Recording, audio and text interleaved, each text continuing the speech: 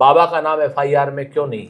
यही मेरी पार्टी की मांग है। राहुल गांधी जी वहां राजनीति करने नहीं गए कि बाबा मीडिया को उपलब्ध है, पुलिस नहीं ढूंढ पा रही उसको। तो मेरा तो कहना है आदरणीय योगी जी से और मोदी जी से, उत्तर प्रदेश की पुलिस की जगह मीडिया लगा दीजिए। सारे के सारे अपराधियों को, आरोपियों को मीडिया अपने आप पकड़ लेगी। हिंसा से दूर रहने वाला ही हिंदू है, सत्य के साथ रहने वाला हिंदू है। भारतीय जनता पार्टी के नेता कैसे ठेका ले सकते हैं कि वो हिंदू है? इंडिया गठबंधन 10 की 10 लड़ेगा और 10 की 10 जीतेगा। उसमें सिंबल किसके पास कौन सा होगा बहुत महत्वपूर्ण नहीं। हमारे साथ बात करने के लिए कांग्रेस के वरिष्ठ नेता सुरेंद्र राजपूत जी हैं, जो प्रवक्ता भी हैं। सर, राहुल गांधी जी जो बयान दे रहे हैं हिंदुत्व को लेकर के, सदन चले जाते हैं शिव जी का फोटो लेकर के, बीजेपी को बड़ा नागवार गुजरता है। उसके बाद आज फिर एक बयान आता है और उसको लेकर के भारतीय जनता पार्टी लगातार विरोध कर रही है। तो भारतीय जनता पार्टी विरोध करे, तांडव करे, बंगाल की खाड़ी में कूद जाए, इससे हमें क्या लेना देना? हम अपने धर्म को, धर्म के मर्म को, समाज को, सनातन को, सत्य को अगर साथ लेकर के चल रहे हैं, उससे अगर भारतीय जनता पार्टी के पेट में दर्द होता है तो ये हमारी समस्या नहीं है। भारतीय जनता पार्टी को किसी अच्छे डॉक्टर से अपना इलाज कराना चाहिए। हिंदुत्व के खिलाफ राहुल गांधी बोल रहे हैं, ऐसा कहना है? नहीं, राहुल गांधी ने कब हिंदू के खिलाफ और हिंदुत्व के खिलाफ बोला?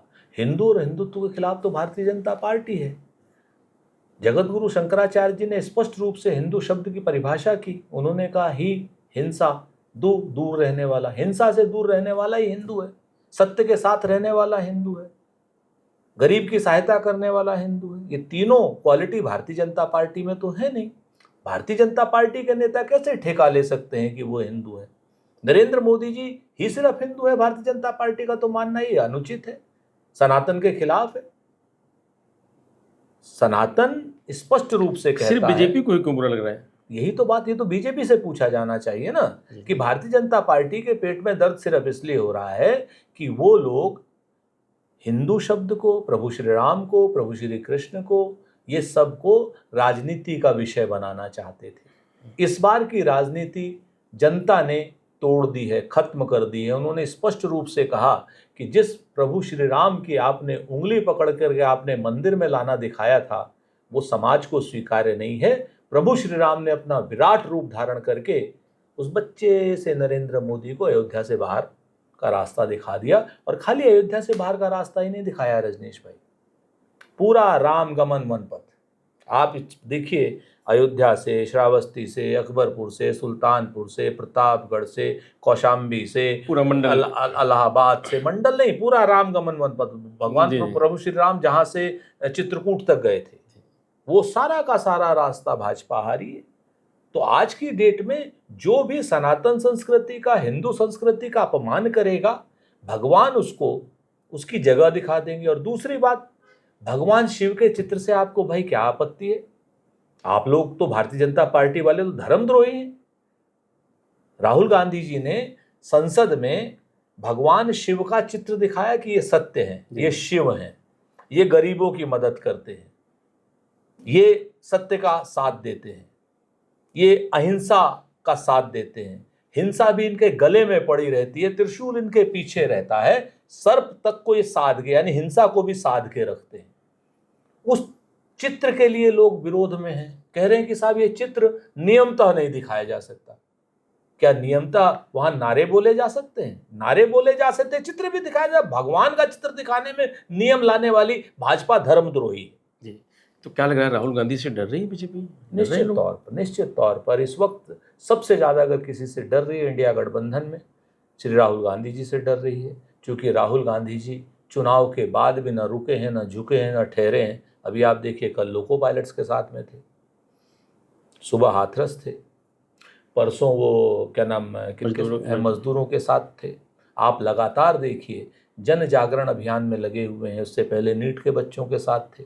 आज की डेट में जनता की आवाज़ अगर कोई उठा रहा है तो इंडिया गठबंधन उठा रहा है, श्री राहुल गांधी जी उठा रहे हैं। जिससे भारतीय जनता पार्टी इसलिए डरी हुई है कि सोई जनता अगर जाग गई तो भारतीय जनता पार्टी को उखाड़ फेंकेगी। अच्छा, अब उत्तर प्रदेश को लेकर क्या जानते हैं, बाई इलेक्शन की क्या तैयारी चल रही है? 10 सीटों पर चुनाव हो रहा है और 10 की 10 सीटों पर इंडिया गठबंधन चुनाव जीतेगा। इंडिया गठबंधन 10 की 10 सीटें लड़ेगा, 10 की 10 सीटें जीतेगा। अभी मैं अजय राय जी से भी मिल के आया हूँ। उन्होंने भी बड़े स्पष्ट रूप से कहा कि साहब हम लोग पूरी चुनाव की तैयारी में है, इंडिया गठबंधन चुनाव लड़ेगा। सीट को लेकर के भी कुछ किस पे ये कांग्रेस तो लड़ेगी, हमारा कहाँ से? हमारा केंद्रीय नेतृत्व तय करेगा। सीट इंपॉर्टेंट नहीं है, इंपॉर्टेंट ये है गठबंधन 10 की 10 सीटें जीते। जी। और सीटें तो हमारा केंद्रीय नेतृत्व तो समाजवादी पार्टी का केंद्रीय नेतृत्व तय कर लेगा। हम तो कह रहे हैं इंडिया गठबंधन 10 की 10 लड़ेगा और 10 की 10 जीतेगा। उसमें सिंबल किसके पास कौन सा होगा बहुत महत्वपूर्ण नहीं है। ठीक है, जो बाकी स्टेटों में जो अब बात हो रही कि चुनाव होने वाला, उसको लेकर समाजवादी पार्टी भी चाहती है कि वहाँ अच्छे तरीके से जाए, क्योंकि भाई उत्तर प्रदेश जीत के बाद हौसला तो बुलंद है। देखिए, सभी पार्टियों की इच्छा होती है उनका अपना राष्ट्रीय स्वरूप बने, और इस बात का सम्मान होना चाहिए। हम इस बात का पूरा सम्मान करते हैं। हमारा केंद्रीय नेतृत्व श्री मल्लिकार्जुन खड़गे साहब के नेतृत्व में, श्री राहुल गांधी जी के नेतृत्व में, और उनका केंद्रीय नेतृत्व श्री अखिलेश यादव जी के नेतृत्व में आपस में बहुत अच्छी बातचीत कर रहे हैं। इस बार हमारा जो गठबंधन है वो गणितीय गठबंधन नहीं है, केमिस्ट्री का गठबंधन है। आपस में बात कर रहे हैं, एक दूसरे को जब भी बात करते हैं तो अच्छे शब्दों का, भाषा का, अच्छी केमिस्ट्री का प्रयोग होता है। तो आपस में बात कर लेंगे, जहाँ जहाँ जैसी जैसी रिक्वायरमेंट होगी वहाँ वहाँ उस तरीके के राजनीतिक निर्णय लेने में दोनों पार्टियाँ सक्षम हैं। इनमें इन पार्टियों के बीच में किसी तीसरे की आवश्यकता नहीं है। जी जी। हाथरस की जो घटना हुई उसको लेकर के और अब तक जो कार्रवाई है, कैसे देखते हैं उसको? देखिए, भाजपा की सरकार सीधे सीधे लीपापोती कर रही है, मुख्य आरोपियों को बचा रही है, बाबा को बचा रही है। आपके सामने है, स्पष्ट रूप से देखिए कि आयोजकों यानी सेवादारों के खिलाफ तो मुकदमे हो रहे हैं, लेकिन जो शख्स वहाँ पर प्रवचन दे रहा था, जिस शख्स के पैर छूने में भगदड़ मची है, उसको लेकर के कोई बात नहीं कर रहा है। क्यों? अगर उसको लेकर के बात करते हैं तो डीएम को भी बात करनी पड़ेगी, एसपी को भी बात करनी पड़ेगी, गृह मंत्री के लिए भी बात करनी पड़ेगी। पूछना पड़ेगा कि साहब 80,000 लोगों की परमिशन थी तो 2.5 लाख लोग कैसे आए। ये भी पूछना पड़ेगा कि आपने जब परमिशन दी थी तो क्या आयोजकों से ये पूछा था कि आपके पास एम्बुलेंस है या नहीं है, आपने जो गेट, एग्जिट गेट अलग है या नहीं है, एंट्री गेट अलग है या नहीं है, वाटर टैंकर की क्या व्यवस्था है, लोग पानी कैसे पिएंगे, बगल में जीटी रोड चल रही है, उस रोड की निर्बाधता कैसे होगी, आपकी कहाँ कहाँ पर किस किस तरीके से गाड़ियाँ खड़ी होंगी। ये सारी बातें शासन प्रशासन की, चूँकि भारतीय जनता पार्टी की मिली भगत है सबसे, इसलिए ये सारी बातों को छुपाने के लिए एक एसआईटी बना रहे हैं और लगातार बाबा के अलावा सब पर बात कर रहे हैं। और बाबा की भी तो एक बात और मैं बताऊं आपसे रजनीश जी, बड़ी गजब की बात है। आप देखिए कि बाबा मीडिया को उपलब्ध है, पुलिस नहीं ढूंढ पा रही उसको। तो मेरा तो कहना है आदरणीय योगी जी से और मोदी जी से, उत्तर प्रदेश की पुलिस की जगह मीडिया लगा दीजिए, सारे के सारे अपराधियों को, आरोपियों को मीडिया अपने आप पकड़ लेगी। मुख्यमंत्री कहते हैं कि साजिश हो सकती है। भाई साजिश हो सकती है तो मुख्यमंत्री जी साजिशकर्ता को पकड़ो ना, फिजूल की बयानबाजी क्यों कर रहे हो? पकड़ो, हम तो हैं साथ में आपकी। कौन है साजिश करता?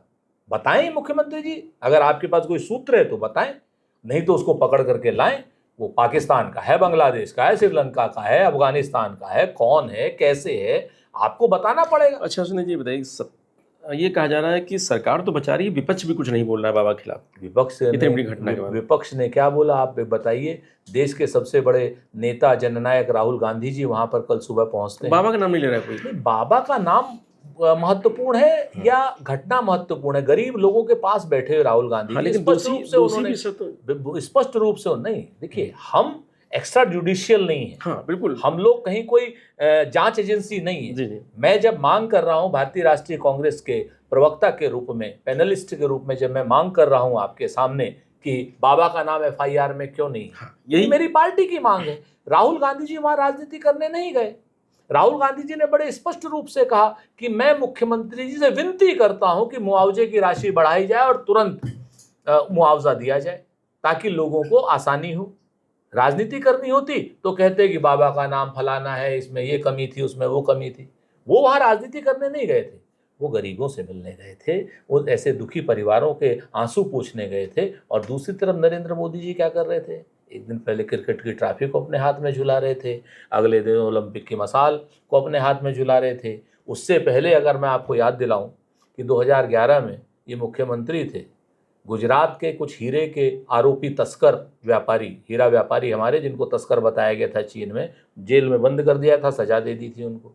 नरेंद्र मोदी जी उनको छुड़ाने तो हजारों किलोमीटर दूर चले गए, क्योंकि अमीर गुजराती व्यापारी थे, छुड़ा के भी लाए। लेकिन जब चंद 100 किलोमीटर दूर दिल्ली से हाथरस है, यहाँ आने की उन्होंने जहमत नहीं की, क्योंकि यहाँ पर जो परिवार मरे थे वो गरीब बच्चे थे, वो क्रॉनी कैपिटलिस्ट नहीं थे, हीरे के व्यापारी नहीं थे, गुजरात से आए हुए शायद लोग नहीं थे। इसलिए नरेंद्र मोदी जी को कोई संवेदना उनके लिए नहीं थी। हीरे के व्यापारियों को छुड़ाने जा सकते हैं मोदी जी, लेकिन हाथरस नहीं आ सकते। Thank you. तो ये थे सुरेंद्र राजपूत जी, जिनको कई सारे मुद्दों पर बेबाकी से बात हुई। रजनीश यादव, लोकमत हिंदी, लखनऊ।